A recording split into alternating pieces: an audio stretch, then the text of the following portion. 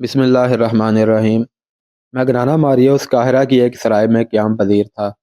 اس سرائے کا ایک حصہ عام اور کمتر مسافروں کے لیے تھا اور دوسرا حصہ امراء اور اونچی حیثیت کے مسافروں کے لیے۔ اس حصے میں دولت مند تاجر بھی قیام کرتے تھے۔ ان کے لیے شراب اور ناچنے گانے والیاں بھی مہیا کی جاتی تھیں۔ میگنانا ماریوس اسی خاص حصے میں ٹھہرا۔ موبی کو اس نے اپنی بیوی بتایا اور اپنی ساتھی کو معتمد ملازم۔ موبی کی خوبصورتی اور جوانی نے سرائے والوں پر میگنانا ماریوس کا رعب طاری کر دیا۔ ایسی حسین اور جوان بیوی کسی بڑے دولت مند ہی کی ہو سکتی تھی۔ سرائے والوں نے اسی کی طرف خاص توجہ دی۔ موبی نے اپنے آپ کو مسلمان ظاہر کر کے صلاح الدین ایوبی کے گھر اور دفتر کے متعلق معلومات حاصل کر لی۔ اس نے یہ بھی معلوم کر لیا کہ سلطان ایوبی نے سوڈانیوں کو معافی دے دی ہے اور سوڈانی فوج توڑ دی ہے۔ اسے یہ بھی پتہ چل گیا کہ سوڈانی سالاروں اور کمانداروں وغیرہ کے حرم خالی کر دیے گئے ہیں، اور یہ بھی کہ انہیں زرعی زمینیں دی جا رہی ہیں۔ یہ میگنانا ماریوس کی غیر معمولی دلیری تھی یا غیر معمولی حماقت کہ وہ اس ملک کی زبان تک نہیں جانتا تھا، پھر بھی اتنے خطرناک مشن پر آ گیا تھا۔ اسے اس قسم کے قتل کی اور اتنے بڑے رتبے کے انسان تک رسائی حاصل کرنے کی کوئی ٹریننگ نہیں دی گئی تھی۔ وہ ذہنی لحاظ سے انتشار اور خلفشار کا مریض تھا، پھر بھی وہ صلاح الدین ایوبی کو قتل کرنے آیا، جس کے ارد گرد محافظوں کا پورا دستہ موجود رہتا تھا۔ اس کے دستے کے کمانڈر نے اسے کہا کہ تم پاگل ہو، تم نے جتنی باتیں کی ہیں ان میں ذرا سی بھی عقل کی بو نہیں آئی۔ بظاہر میگنانا ماریوس پاگل ہی تھا۔ یہ ایک تاریخی حقیقت ہے کہ بڑے آدمیوں کو قتل کرنے والے عموماً پاگل ہوتے ہیں۔ اگر پاگل نہیں تو ان کے ذہنی توازن میں کچھ نہ کچھ گڑبڑ ضرور ہوتی ہے۔ یہی کیفیت اٹلی کے اس سزا یافتہ آدمی کی تھی۔ اس کے پاس ایک ہتھیار ایسا تھا جو ڈھال کا کام بھی دے سکتا تھا۔ موبی مصر کی صرف زبان ہی نہیں جانتی تھی، بلکہ اسے اور اس کی مری ہوئی 6 ساتھی لڑکیوں کو مصری اور عربی مسلمانوں کے رہن سہن، تہذیب و تمدن اور دیگر معاشرتی اونچ نیچ کے متعلق لمبے عرصے کے لیے ٹریننگ دی گئی تھی۔ وہ مسلمان مردوں کی نفسیات سے بھی واقف تھی، اداکاری کی ماہر تھی، اور سب سے بڑی خوبی یہ کہ وہ مردوں کو انگلیوں پر نچانا جانتی تھی۔ یہ تو کوئی بھی نہیں بتا سکتا کہ بند کمرے میں میگنانا ماریوس، موبی اور ان کے ساتھی نے کیا کیا باتیں کی اور کیا منصوبہ بنایا۔ البتہ ایسا ثبوت پرانی تحریروں میں ملتا ہے کہ 3-4 روز سرائے میں قیام کے بعد میگنانا ماریوس باہر نکلا تو اس کی داڑھی دھلی دھلائی تھی۔ اس کے چہرے کا رنگ سوڈانیوں کی طرح گہرا بادامی تھا، جو مصنوعی ہو سکتا تھا لیکن مصنوعی لگتا نہیں تھا۔ اس نے معمولی قسم کا چوگا اور سر پر معمولی قسم کا رومال اور امامہ باندھ رکھا تھا۔ موبی سر سے پاؤں تک سیاہ برقع نما لبادے میں تھی، اور اس کے چہرے پر باریک نقاب اس طرح پڑا تھا کہ ہونٹ اور تھوڑی ڈھکی ہوئی تھی۔ پیشانی تک چہرہ ننگا تھا۔ پیشانی پر اس کے بھورے ریشمی بال پڑے ہوئے تھے، اور اس کا حسن ایسا نکھرا ہوا تھا کہ راہ جاتے لوگ رک کر دیکھتے تھے۔ ان کا ساتھی معمولی سے لباس میں تھا، جس سے یہ پتہ چلتا تھا کہ نوکر ہے۔ سرائے کے باہر 2 نہایت اعلیٰ نسل کے گھوڑے کھڑے تھے۔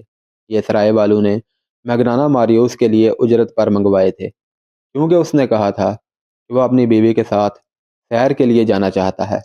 میگنانا ماریوس اور موبی گھوڑوں پر سوار ہو گئے، اور جب گھوڑے چلے تو ان کا ساتھی نوکروں کی طرح پیچھے پیچھے چل پڑا۔ صلاح الدین ایوبی اپنے نائبین کو سامنے بٹھائے سوڈانیوں کے متعلق احکامات دے رہا تھا۔ وہ یہ کام بہت جلدی ختم کرنا چاہتا تھا، کیونکہ اس نے فیصلہ کر لیا تھا کہ سلطان زنگی کی بھیجی ہوئی فوج، مصر کی نئی فوج اور وفادار سوڈانیوں کو ساتھ ملا کر ایک فوج بنائے گا اور فوری طور پر یروشلم پر چڑھائی کرے گا۔ بحیرہ روم کی شکست کے بعد، جبکہ سلطان زنگی نے فرینکو کو بھی شکست دے دی تھی، ایک لمبے عرصے تک صلیبیوں کے سنبھلنے کا کوئی امکان نہیں تھا۔ ان کے سنبھلنے سے پہلے ہی سلطان ایوبی ان سے یروشلم یعنی بیت المقدس چھین لینے کا منصوبہ بنا چکا تھا۔ اس سے پہلے وہ سوڈانیوں کو زمینوں پر آباد کر دینا چاہتا تھا، تاکہ کھیتی باڑی میں الجھ جائیں اور ان کی بغاوت کا امکان نہ رہے۔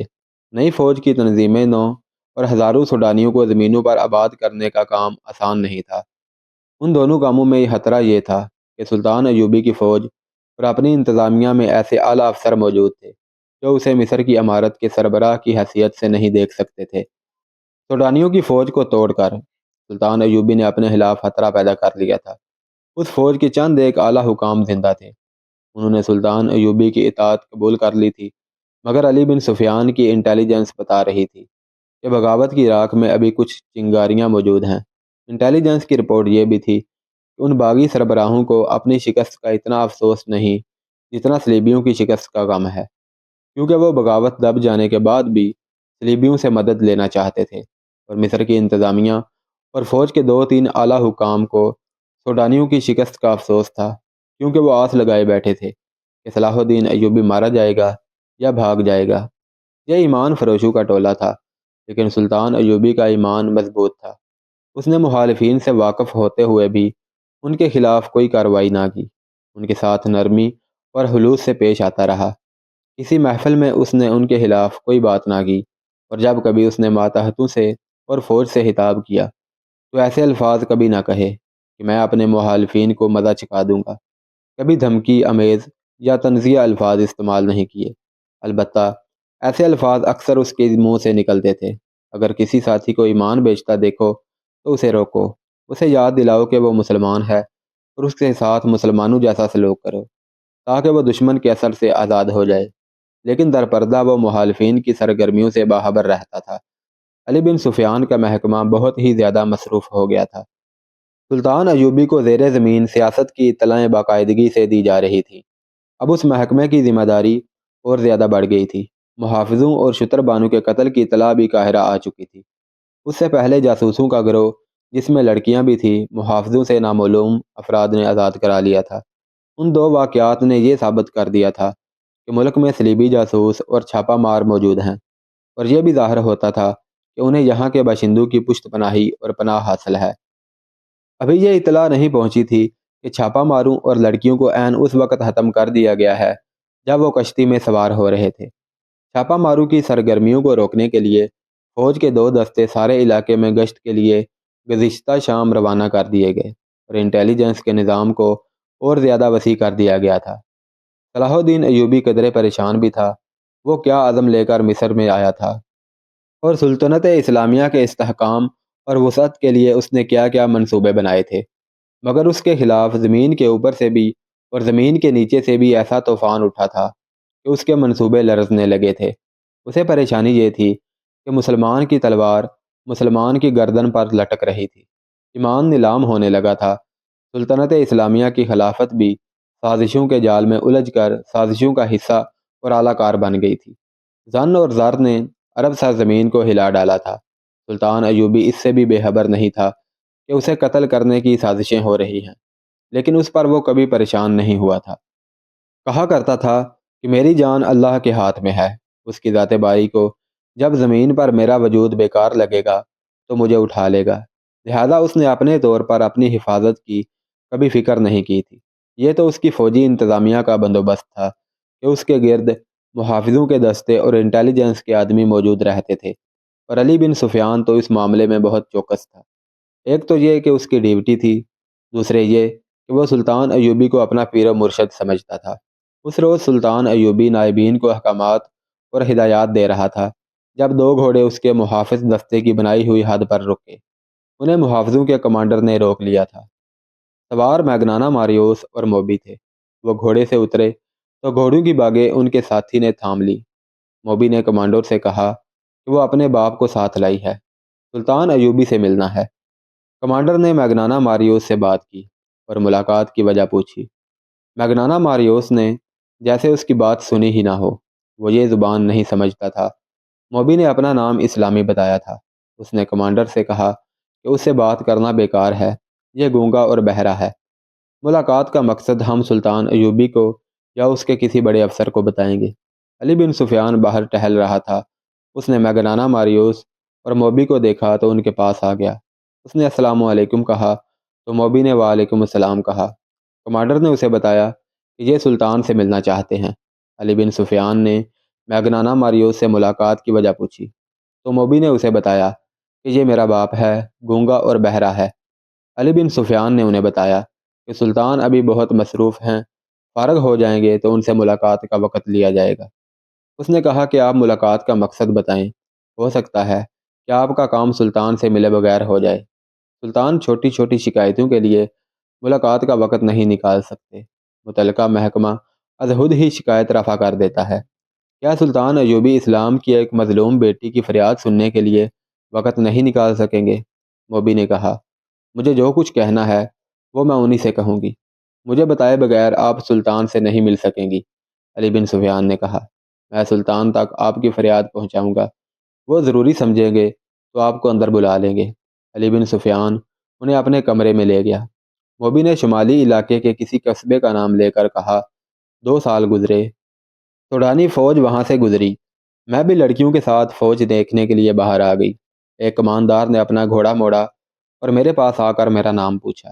میں نے بتایا تو اس نے میرے باپ کو بلایا، اسے پرے لے جا کر کوئی بات کی۔ کسی نے کماندار سے کہا کہ یہ گونگا اور بہرا ہے۔ کماندار چلا گیا۔ شام کے بعد 4 سوڈانی فوجی ہمارے گھر آئے اور مجھے زبردستی اٹھا کر لے گئے اور کماندار کے حوالے کر دیا۔ اس کا نام بالیان تھا۔ وہ مجھے اپنے ساتھ لے آیا اور حرم میں رکھ لیا۔ اس کے پاس 4 اور لڑکیاں تھیں۔ میں نے اسے کہا کہ میرے ساتھ باقاعدہ شادی کر لے، لیکن اس نے مجھے شادی کے بغیر ہی بیوی بنائے رکھا۔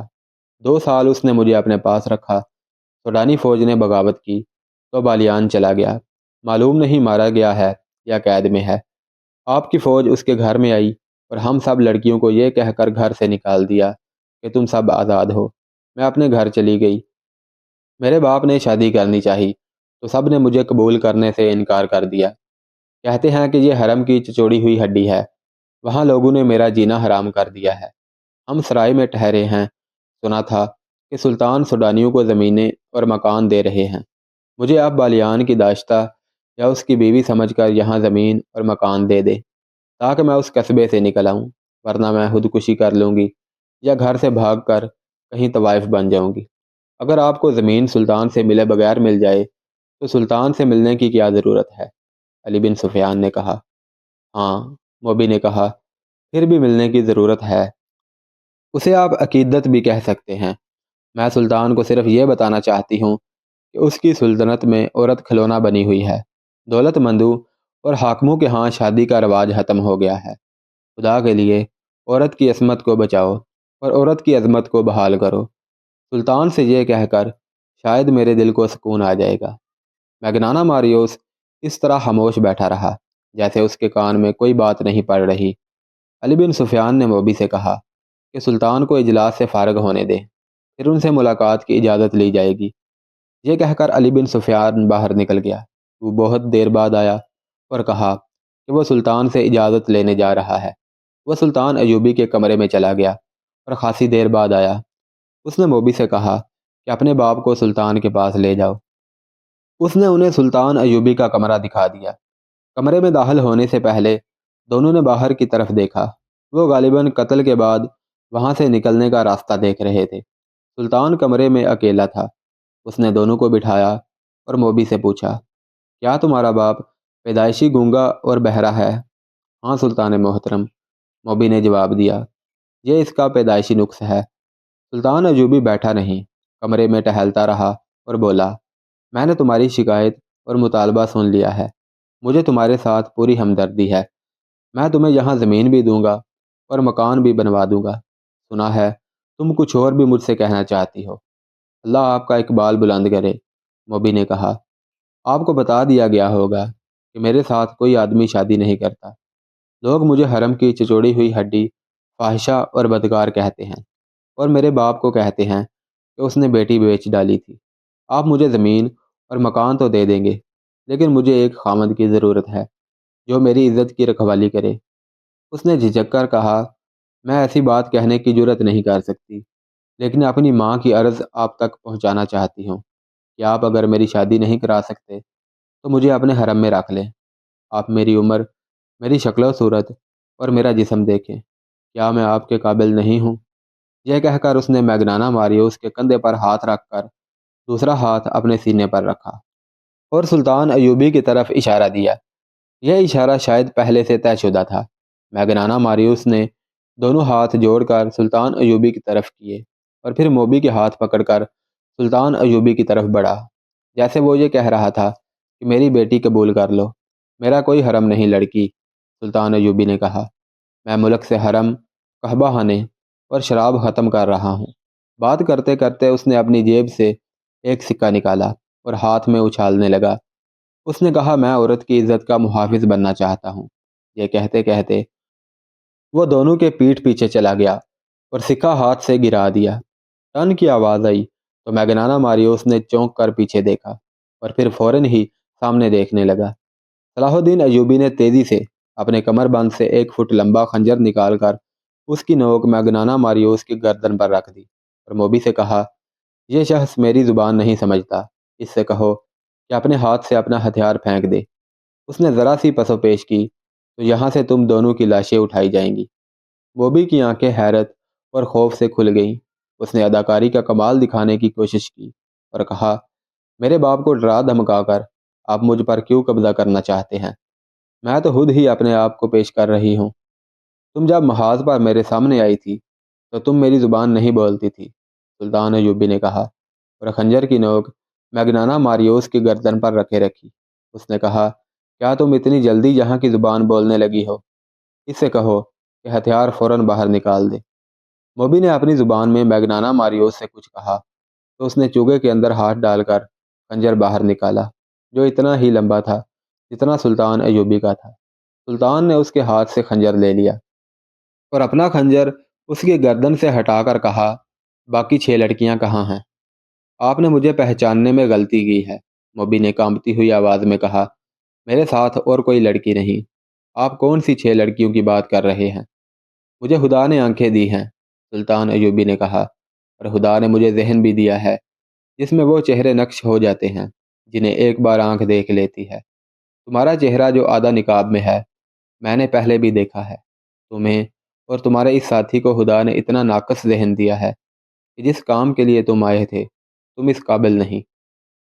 سرائے میں تم دونوں میاں اور بیوی تھے، یہاں آ کر تم باپ اور بیٹی بن گئے، مگر تم ہو کچھ بھی نہیں، اور تمہارا ایک ساتھی باہر گھوڑوں کے پاس کھڑا ہے، وہ تمہارا نوکر نہیں، اسے گرفتار کر لیا گیا ہے۔ یہ کمال علی بن سفیان کا تھا۔ اسے موبی نے بتایا تھا کہ وہ سرائے میں ٹھہرے ہوئے ہیں۔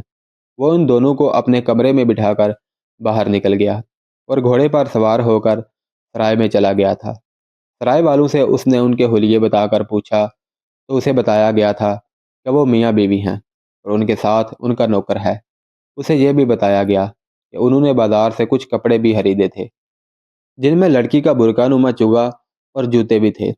انہوں نے علی بن سفیان سے کہا تھا کہ وہ میاں بیوی ہیں۔ اس نے اور کوئی تفتیش نہیں کی۔ ان کے کمرے کا تالا توڑ کر ان کے سامان کی تلاشی لی۔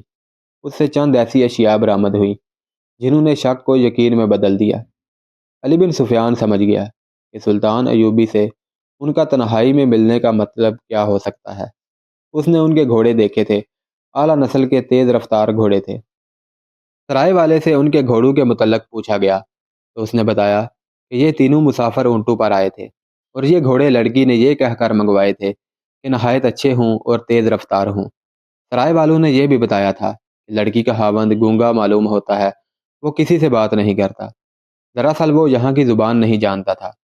علی بن سفیان نے واپس آ کر دیکھا کہ اجلاس ختم ہو گیا ہے تو وہ سلطان ایوبی کے پاس چلا گیا، اسے ان کے متعلق بتایا اور وہ کہانی بھی سنائی جو لڑکی نے اسے سنائی تھی۔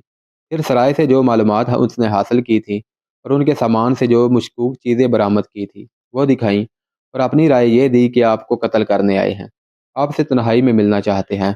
انہوں نے یہ منصوبہ بنایا ہوگا کہ آپ کو قتل کر کے نکل جائیں گے۔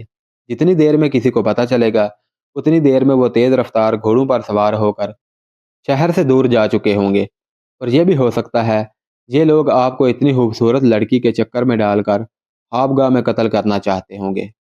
سلطان ایوبی سوچ میں پڑ گیا، پھر کہا، انہیں ابھی گرفتار نہ کرو، میرے پاس بھیج دو۔ علی بن سفیان نے انہیں اندر بھیج دیا اور خود سلطان ایوبی کے کمرے کے دروازے کے ساتھ لگا کھڑا رہا۔ اس نے محافظ دستے کے کمانڈر کو بلا کر کہا، ان دونوں گھوڑوں کو اپنے گھوڑوں کے ساتھ باندھ دو اور زینے اتار دو، اور ان کے ساتھ جو آدمی ہے اسے حراست میں بٹھا لو، اس کی تلاشی لو، اس کے کپڑوں کے اندر خنجر ہوگا، وہ اسے لے لو۔ ان احکام پر عمل ہو گیا۔ میگنانا ماریوس کا ساتھی گرفتار ہو گیا، اس سے ایک خنجر برآمد ہوا تھا۔ گھوڑوں پر بھی قبضہ کر لیا گیا، اور جب انہیں سلطان ایوبی کے کمرے میں داخل کیا گیا تو باتوں باتوں میں سلطان نے ایک سکہ فرش پر پھینک کر یقین کر لیا کہ یہ شخص بہرا نہیں، سکے کی آواز پر اس نے فوراً پیچھے مڑ کر دیکھا تھا۔ صلاح الدین ایوبی نے لڑکی سے کہا کہ اسے کہو کہ میری جان صلیبیوں کے خدا کے ہاتھ میں نہیں، میرے اپنے خدا کے ہاتھ میں ہے۔ موبی نے اپنی زبان میں میگنانا ماریوس سے بات کی تو اس نے چونک کر کچھ کہا۔ موبی نے سلطان ایوبی سے کہا، یہ کہتا ہے کیا آپ کا خدا کوئی اور ہے؟ اور کیا مسلمان بھی خدا کو مانتے ہیں؟ اسے کہو کہ مسلمان اس خدا کو مانتے ہیں جو سچا ہے اور سچے عقیدے والوں کو عزیز رکھتا ہے۔ سلطان ایوبی نے کہا، مجھے کس نے بتایا ہے کہ تم دونوں مجھے قتل کرنے آئے ہو؟ میرے خدا نے۔ اگر تمہارا خدا سچا ہوتا تو تمہارا خنجر مجھے ہلاک کر چکا ہوتا۔ میرے خدا نے تمہارا خنجر میرے ہاتھ میں دے دیا ہے۔ اس نے ایک تلوار کہیں سے نکالی اور چند اشیاء انہیں دکھا کر کہا، یہ تلوار اور چیزیں تمہاری ہیں، یہ تمہارے ساتھ سمندر پار سے آئی ہیں، تم سے پہلے یہ مجھ تک پہنچ گئی ہیں۔ میگنانا ماریوس حیرت سے اٹھ کھڑا ہوا، اس کی آنکھیں ابل کر باہر آ گئیں۔ جتنی باتیں ہوئیں وہ موبی کی مدد سے ہوئیں۔ میگنانا ماریوس نے بولنا شروع کر دیا اور وہ صرف اپنی زبان بولتا اور سمجھتا تھا۔ خدا کے متعلق یہ باتیں سن کر اس نے کہا، یہ شخص سچے عقیدے کا معلوم ہوتا ہے، میں اس کی جان لینے آیا تھا، لیکن اب میری جان اس کے ہاتھ میں ہے۔ اسے کہو کہ تمہارے سینے میں ایک خدا ہے، وہ مجھے دکھائے، میں اس خدا کو دیکھنا چاہتا ہوں جس نے اسے اشارہ دیا ہے کہ ہم اسے قتل کرنے آئے ہیں۔ سلطان ایوبی کے پاس اتنی لمبی چوڑی باتوں کا وقت نہیں تھا۔ اسے چاہیے تھا کہ ان دونوں کو جلاد کے حوالے کر دیتا، لیکن اس نے دیکھا کہ یہ شخص بھٹکا ہوا معلوم ہوتا ہے۔ اگر یہ پاگل نہیں تو یہ ذہنی طور پر گمراہ ضرور ہے۔ چنانچہ اس نے اس کے ساتھ دوستانہ انداز میں باتیں شروع کر دی۔ اس دوران علی بن سفیان اندر آ گیا۔ وہ دیکھنا چاہتا تھا کہ سلطان خیریت سے تو ہیں۔ سلطان ایوبی نے مسکرا کر کہا، سب ٹھیک ہے علی، میں نے ان سے خنجر لے لیا ہے۔ علی بن سفیان سکون کی آہ بھر کر باہر چلا گیا۔ میگنانا ماریوس نے کہا، بیشتر اس کے کہ سلطان میری گردن تن سے جدا کر دے، میں اپنی زندگی کی کہانی سنانے کی مہلت چاہتا ہوں۔ سلطان ایوبی نے اجازت دے دی۔ میگنانا ماریوس نے اپنی بہن کی اغوا اور اپنی قید کی بالکل وہی کہانی جو رات صحرا میں اس نے اپنی پارٹی کمانڈر اور اپنے ساتھیوں کو سنائی تھی، منوان سلطان ایوبی کو سنا دی۔ اب کہ اس نے صلیب پر لٹکتے ہوئے حضرت عیسیٰ علیہ السلام کے بت، کنواری مریم کی تصویر اور پادریوں کے اس خدا سے جس سے وہ پادری کی اجازت کے بغیر بات بھی نہیں کر سکتا تھا، بیداری کا اظہار اور زیادہ شدت سے کیا اور کہا، مرنے سے پہلے مجھے خدا کی ایک جھلک دکھا دو۔ میرے خدا نے بچوں کو بھوکا مار دیا ہے، میری ماں کو اندھا کر دیا ہے، میری بہن کو شرابی وحشیوں کا قیدی بنا دیا ہے اور مجھے 30 سالوں کے لیے قید خانے میں بند کر دیا ہے۔ میں وہاں سے نکلا تو موت کے منہ میں آ پڑا۔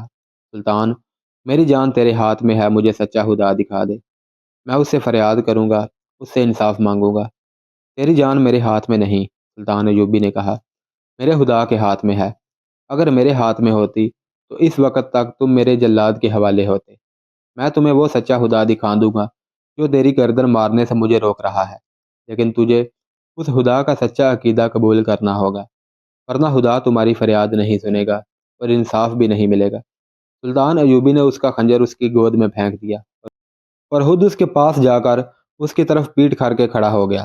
موبی سے کہا، اسے کہو میں اپنی جان اس کے حوالے کرتا ہوں، یہ خنجر میری پیٹھ میں گھونپ دے۔ میگنانا ماریوس نے خنجر ہاتھ میں لے لیا، اسے غور سے دیکھا۔ سلطان ایوبی کی پیٹھ پر نگاہ دوڑائی، اٹھا اور سلطان کے سامنے چلا گیا۔ اسے سر سے پاؤں تک دیکھا۔ یہ سلطان صلاح الدین ایوبی کی جلالی شخصیت کا اثر تھا یا کچھ اور؟ سلطان کی آنکھوں کی چمک میں اسے سچا خدا نظر آ گیا۔ اس کے ہاتھ کانپے، اس نے خنجر سلطان ایوبی کے قدموں میں رکھ دیا۔ وہ دو زانو بیٹھ گیا اور سلطان کے ہاتھ چوم کر زاروں کی طرح رونے لگا۔ موبی سے کہا، اسے کہو کہ یا تو یہ خود خدا ہے یا اس نے خدا کو اپنے سینے میں قید کر رکھا ہے۔ اسے کہو مجھے اپنا خدا دکھا دو۔ سلطان ایوبی نے اسے اٹھایا اور اپنے سینے سے لگا کر اپنے ہاتھ سے اس کے آنسو پونچھے۔ وہ تو بھٹکا ہوا انسان تھا۔ اس کے دل میں مسلمانوں کے خلاف نفرت بھر دی گئی تھی اور اسلام کے خلاف زہر ڈالا گیا تھا۔ پھر حالات نے اسے اپنے مذہب سے بیدار کیا۔ یہ ایک قسم کا پاگل پن تھا اور ایک تشنگی تھی جو اسے ایسی خطرناک مہم پر لے آئی تھی۔ سلطان ایوبی اسے بے گناہ سمجھتا تھا، لیکن اسے آزاد بھی نہ کیا بلکہ اپنے پاس رکھ لیا۔ موبی باقاعدہ ٹریننگ لے کر آئی تھی اور مفرور جاسوسہ تھی۔ یہ وہ 7ویں لڑکی تھی جس نے صلیبیوں کا پیغام سوڈانیوں تک پہنچایا اور بغاوت کرائی تھی۔ وہ ملک کی دشمن تھی، اسے اسلامی قانون نہیں بخش سکتا تھا۔ سلطان نے اسے اور اس کے ساتھی کو علی بن سفیان کے حوالے کر دیا۔ تفتیش میں دونوں نے اقبال جرم کر لیا اور یہ بھی بتا دیا کہ رسد کے قافلے کو انہوں نے ہی لوٹا تھا اور لڑکیوں کو بھی انہوں نے آزاد کرایا اور محافظ دستے کو ہلاک کیا تھا، اور بالیان اور اس کے ساتھیوں کو بھی انہوں نے ہلاک کیا تھا۔ یہ تفتیش 3 دن جاری رہی، اور اس دوران میگنانا ماریوس کا دماغ روشن ہو چکا تھا۔ ایک بار اس نے سلطان ایوبی سے پوچھا، کیا آپ نے اس لڑکی کو مسلمان کر کے اپنے حرم میں رکھ لیا ہے؟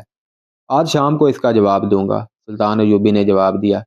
شام کے وقت سلطان ایوبی نے میگنانا ماریوس کو ساتھ لیا اور کچھ دور جا کر ایک احاطے میں لے گیا۔ لکڑی کے 2 تختے پڑے تھے، ان پر سفید چادریں پڑی ہوئی تھی۔ سلطان ایوبی نے چادروں کو ایک طرف سے اٹھایا اور میگنانا ماریوس کو دکھایا۔ اس کے چہرے کا رنگ بدل گیا۔ اس کے سامنے موبی کی لاش پڑی تھی، اور دوسرے تختے پر اس کے ساتھی کی لاش تھی۔ سلطان ایوبی نے موبی کے سر پر ہاتھ رکھ کر پیچھے کھینچا، گردن کندھے سے جدا تھی۔ اس نے میگنانا ماریوس سے کہا، میں اسے بخش نہیں سکتا تھا۔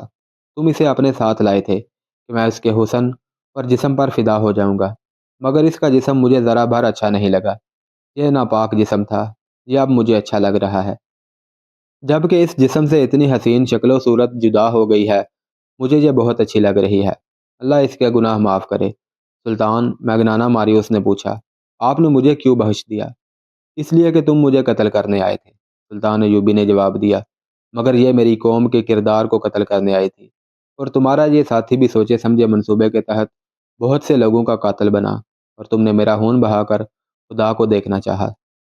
چند دنوں بعد میگنانا ماریوس سیف اللہ بن گیا، جو بعد میں سلطان ایوبی کے محافظ دستے میں شامل ہو گیا، اور جب سلطان ایوبی حال کے حقیقی سے جا ملا تو سیف اللہ نے زندگی کے آخری 17 برس سلطان صلاح الدین ایوبی کی قبر پر گزار دیے۔ آج کسی کو بھی نہیں معلوم کہ سیف اللہ کی قبر کہاں ہے۔